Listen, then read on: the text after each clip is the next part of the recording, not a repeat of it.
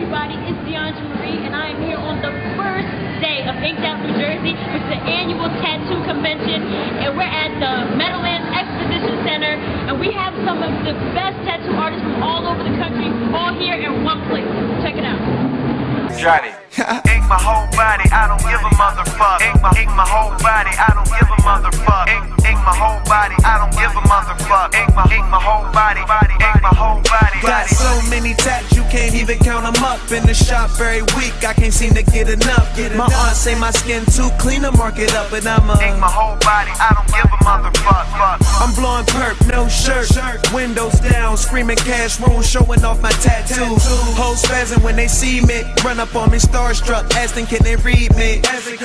Seen nothing, told them sleeve me. Heard your man got a star tatted trying to be me. I make it look easy, people say I'm crazy. Body marked up like a wall in the 80s. Speakers scream loud like the car full of babies. Chain so sick, think my charm came with rabies. All I hear these days is I think you going overboard with it. I ain't addicted, I'm committed. It's Swizzle Man. Ink my whole body, I don't give a motherfucker. Ink my whole body, I don't give a motherfucker. Ink my whole body, I don't give a motherfucker. Ink my whole body, ink my whole body, ink my whole body, I don't give a motherfucker. Ink my. Hey everybody, it's Diandra Marie, and right now you already know I'm at Inked Out New Jersey, and sitting to my right is a veteran in the tattoo game, tattooing plenty of celebrities. He is a philanthropist, he's an entrepreneur, he's an advocate, and he's the host of Inked Out New Jersey. Mario Barth is sitting right next to me. How are you today? Good, how are you? I'm good. So let's just start from the very beginning. Because All you're the way back? All the way back. All the way back. Holy. So you're originally from Austria. Yes. And when you started tattooing, it was illegal. Yes, it was highly illegal. Highly illegal. Yes. So what does that mean? Like, what happened if someone got caught tattooing? It was not even to get caught in tattooing. To have the equipment, there was a minimum of 3-year jail sentence out for it. So just to have the equipment in your house was already jail, you know, and that came from the Second World War, because a lot of Jewish people got marked during the Second World War from Adolf Hitler, and so they just put a right-out ban on it, you know, and so it was a big underground scene, Yeah. So what about tattooing made you want to constantly break the law? I mean, it's like a drug, you know, you start it once, you keep doing it over and over and over again, you know, you leave a permanent mark on somebody else's body, it's like a huge responsibility. And then the adrenaline rush not to mess up is like what you're going to search for every single day, over and over and over again, you know. And it's at that time it was just normal, you know. It was like, hey, this is what I'm doing, this is who I am, you know. I'm a tattoo artist, I live in the underground, and that's it, you know. But then when it became legal, like in 1987, when I changed the law, it was a totally different scenario. I had the first tattoo shop in the country, you know. My clients started shifting a little bit, and it was not just like prisoner and prison guards anymore. You know, it was like regular people now, and primarily motorcycle clubs, and at that time. So it was a big change at that time. You know. Right. That's crazy. And you said you changed the law in Austria. Yeah. How did you change the law? I mean, here I know I can't just change the law. How did you change the law? Everybody can change the law. You know, it's just like how bad do you want it? You know, Okay. I mean that's really the key. Like when I came back from America in the sort of first tattoo studio, I was like, I don't want to work in the underground. I don't want to sit in a basement and try to hide and be worried that I get locked up for something. What really is a consent from two adults. You know, it's not like that you harm anybody. The person wants it, and I'm giving it to him. So it's not like it's not a drug. It's not a weapon. It's nothing. It's an art piece. You know. So I just decided and say like this has to be changed. So I went public. I had a lot of prison guards as clients, you know, and I started asking questions. I said like, hey, listen, boys, how can I do that? What's the right way to do it? And they were open to it, and they said like, listen, this is what I would do. I know this guy. I know that judge. Maybe you want to talk to him. And I started to go to dinner with judges and like, you know, and spoke about it, and they gave me the roadmap, and it took me 2 years, but I changed the law in the whole country. Wow. So basically the clients that you were tattooing when it was illegal ended up helping you make it become legal. Yeah. Wow, that's awesome. Yeah. So now that after you started your own tattoo shop and you've been tattooing for 20 plus years, what is your favorite type of tattoo to do? I mean, every single one is the same for me. You know, it makes no difference. I tattoo 36 years now, every single day, 5 days a week. You know, and it's for me, what's really the real artistry in tattooing is to figure out what your client wants. It's not to put the tattoo on. That's a gimmick, you know. It's like when tattoo artists say, "Oh, but I know how to do a rose really nice." You know, I'm like, "No, you're supposed to do a rose really nice. This is your craft, okay? Right. This is what you have to do." It's like going to a mechanic and say, like, "Yeah, but I know how to tighten your wheels." Right. You're a mechanic, you better tighten my wheels, you know. Right. So, but the really artistry is to get in your client's mind and see what they see, and take all your emotions as an artist and put them aside. Like, you can't have any feelings when you design somebody else's tattoo, otherwise it becomes mine. Okay. You know, and it's like, if this tattoo is off 1% from the client's mind, there will be a time in that person's life where they don't like the tattoo, and it's a fact.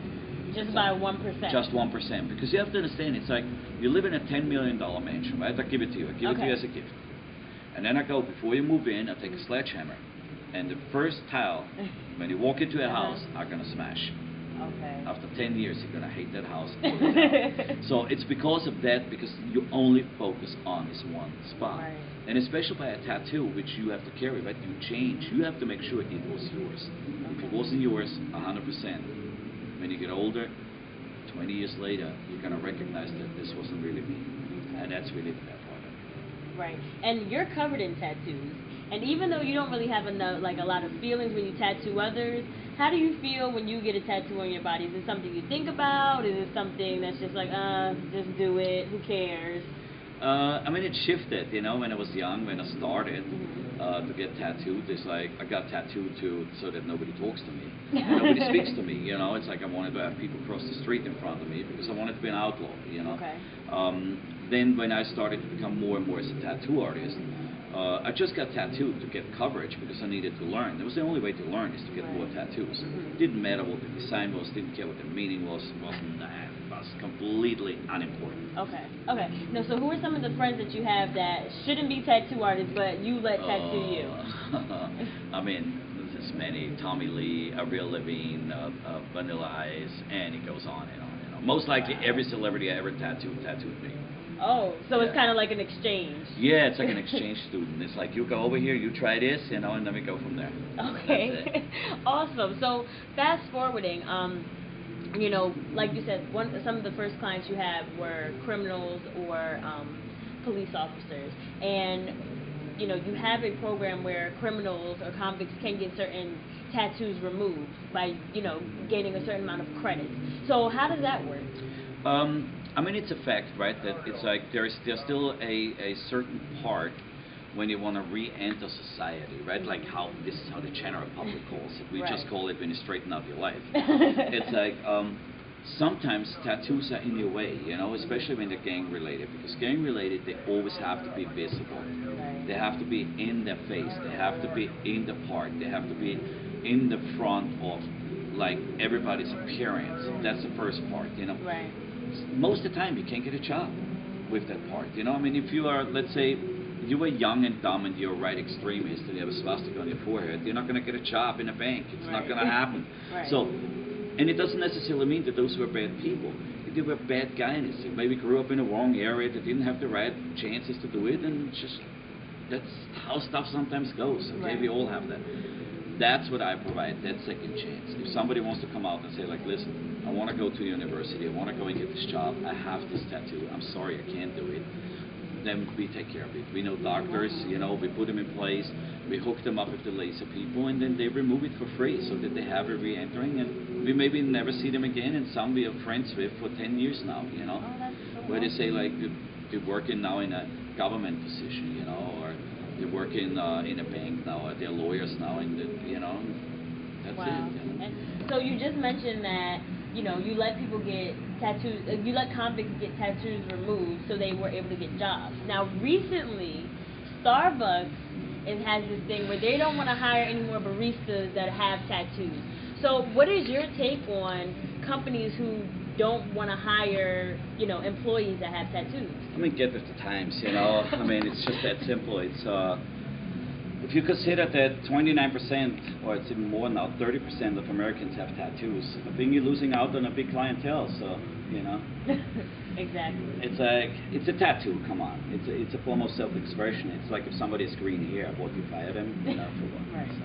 Exactly. Thank you. So now we're at Inked Out, New Jersey. This is your event. Your event. Not only are you hosting it, you helped put this whole thing together. Tell the people a little bit of history about Inked Out, New Jersey. Inked Out New Jersey started in 2001, actually. It was a very interesting start. It was a week after 9/11. Okay. First show, I flew on 9/11 to LA. In the morning at 8 o'clock, we got grounded as a potential hijacker plane. Wow. And it was like I had all my money in the game to put on a tattoo show, which at that time was the largest one in the world. Right. Nobody had ever held it in a convention building. They were always held in hotels, so we made it really big. We had a lot of money tied up in it, and crazy thought. And then the terrorist attack, so it was very, very hard for us to make a decision if we do the show or do we cancel it, you know. And at that time I said, like, I'm going to do the show because if we cancel it, the terrorists actually won. So I'd rather go broke, Right. you know, and I'll be there by myself. And we did it, and it became a very strong show. It was 8,000 people in the first year, which was a huge success for that time. You know, only one artist couldn't make it because they had no plane ride. And it's going strong still. I mean, we moved into Vegas in the meantime as well once, and it became the biggest tattoo show in the world, 56,000 people. And we started over again here to go from there. You know, now we start over again and build everything new and try new effects here, new techniques, new clients, new vendors to see where can it be a little bit wedge. This is awesome. I have to say, like, the fact that you put on tattoo conventions, that you not only became a tattoo artist, but you enjoyed being tattooed by some people that should not have picked up a needle. Also, I just think it's awesome that not only have you changed the law in your home country to make it easier for others that were like you, but also you're helping convicts, you know, be able to get jobs. I think that's absolutely amazing. Now, I'm 21. I'm really young. Now, you know, we're in 2014. A lot of people my age want to get tattoos. But they are very, that's too expensive, and who knows if the quality is going to be right. Me, I'd rather spend more money and have better quality. So, from your perspective, how will I know a really good, high-quality tattoo artist, aside from, like, you know, just starting out and stuff like that? I mean, it's a really good question. You know, I think in today's time, there's so many tattoo artists out there, underground or shops. First of all, you should pick a shop. That's for my part. Doesn't mean that the underground is not as good, that the artist in the underground is not as good. Right. I just think the safety precautions are higher in the tattoo shop than it maybe would be in the house.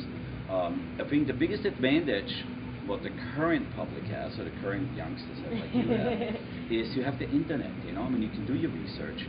You can get it on a push of a button. You type in tattoo artist New Jersey, and you're gonna get every single one what's out there. Exactly. You know? So you can do your research. You can do this all already from your home. You don't have to go anywhere. And when you narrow it down to 2 or 3, my recommendation is, and that's a very, very important one, go there and listen to your gut. You will know at that moment when you walk into that store, or if you meet that person who's gonna be the tattoo artist, if that's the right person for you or not. Don't let him convince you. They are very good persuaders. Every single tattoo artist has nothing else in his mind to get in a chair to get tattooed, because that's how he makes a living. Right. So he will do, and he will persuade and try to do whatever he can to get you to make this decision easier for you. But your gut will tell you. You will know. Okay. This was absolutely amazing. You know exactly what you're talking about. And it makes me want to get tattooed by you myself. So if anyone wants to get tattooed by you, how long do they have to wait? For right now, it's about 2 years, you know, so it's a long time. I work every single day. It's 5 days a week, you know, people come back like boomerangs. It's interesting. Oh my goodness. So there's no way somebody could get to the top of the list. No, not really. Not really. It's like, I mean, I have some high-end clients, you know, doesn't mean that they're better than others, which are waiting a long time. I mean, a very, very high-end client waited over almost a year to get a tattoo. That's nuts. So, Again, thank you. And You're make welcome. sure you check out Mario Barth. You can check out his website, mariobarthtattoo.com. Make sure you make your appointment right now so, you know, the 2 years will seem like tomorrow, maybe. Yeah, it's good. Two It's years good. feel like It gives you tomorrow, time to think. You know, you have time, but in those 2 years, you will know what you want for sure, so we don't have that problem. Okay, so make sure you check out Mario Barth. He's a legend, man. Right now, it's DiandraMarie.com.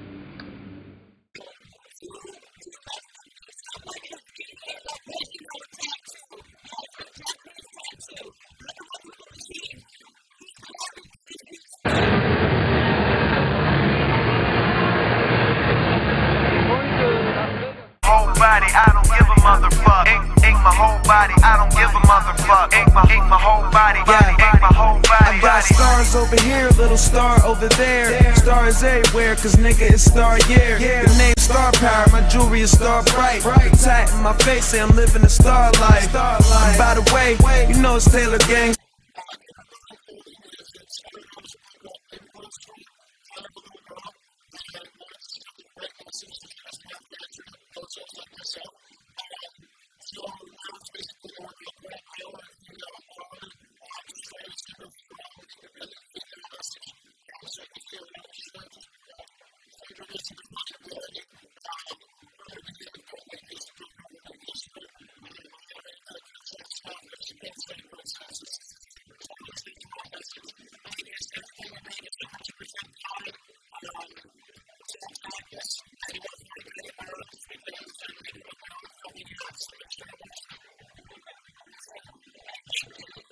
Soon as you see us, I'm inked up from my feet up. I keep blunts flicking, new tats itching, black Chuck copping, new shit dropping.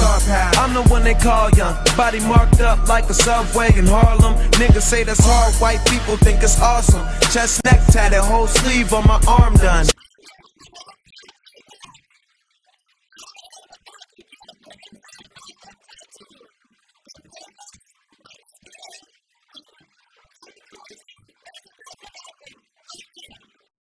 On my arm they say I look like Tiger Man. I put some lime in the swisher, sweet and twist it all up. Can't wear a shirt, the bitches lift it all up. I'm tatting my body till I filled it all up. Ain't my whole body, I don't give a motherfuck. Ain't my whole body, I don't give a motherfuck. Ain't my whole body, I don't give a motherfuck. Ain't my whole body, ain't my whole body.